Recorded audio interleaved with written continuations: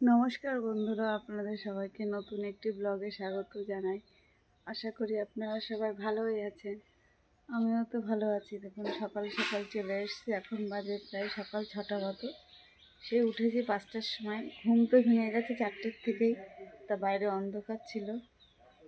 আজকে তো বৃহস্পতিবার, দেখুন ঠান্ডা ঠান্ডা পড়েছে বলে সকালবেলা থেকে একটা ওড়না গায়ে দিয়ে রয়েছি।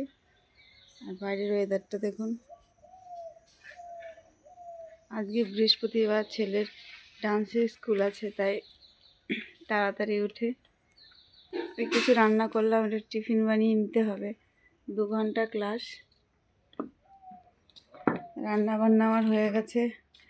দেখুন ভাত, একটা আলু সেদ্ধ দিয়েছি আর ডিম সেদ্ধ ছেলের জন্যে। আর আমি একটু পেঁপের তরকারি করেছি আর একটু রসুন আর লঙ্কা ভেজেছি।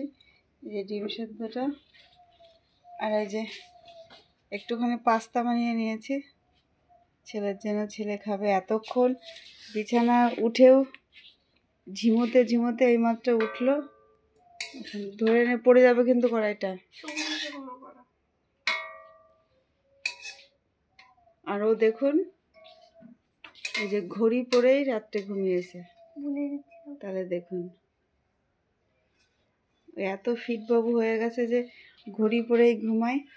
সেই যে আমি ডেকেছি 10 মিনিট হয়ে গেছে, উঠে বিছানার উপর ঝিমোতে ঝিমোতে এইমাত্র উঠলো। আর আমাদের গাছের দেখুন আজকে কত বড় একটা লেবু পড়ে গেছে। লেবুটা কিন্তু বিশাল বড়। এখন কেটে দেখতে হবে ভালো আছে না পোকা আছে। ছেলেটা লেবুটা একটু কেটে দিলে খায়, আমারও টাইম হয় না। তুই আবার এখানে বসলি?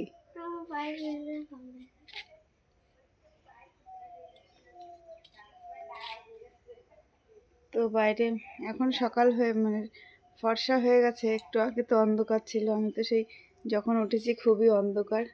তো যথারীতি আমার কাজকর্ম হয়ে গেছে। ছেলেটা উঠতে দেরি করলো বলে এই যে বিছানাটা এখনও গোটানো হয়নি। এখন বিছানাটা গোটাবো, তারপরে রেডি হয়ে আবার আমাদের স্টেশনে যেতে হবে চাঁদপাড়ার উদ্দেশ্যে।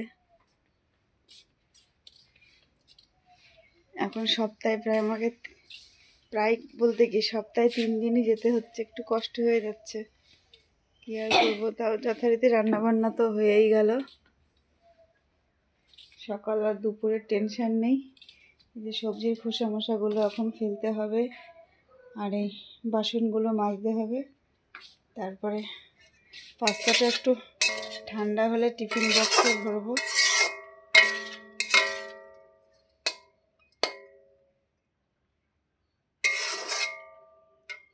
তো বন্ধুরা, আপনারা সবাই ভালো থাকবেন, সুস্থ থাকবেন। আর যদি আমার ব্লগটা ভালো লাগে প্লিজ লাইক করে দেবেন। তো ভালো থাকবেন, সুস্থ থাকবেন, দেখা হবে নেক্সট ব্লগে।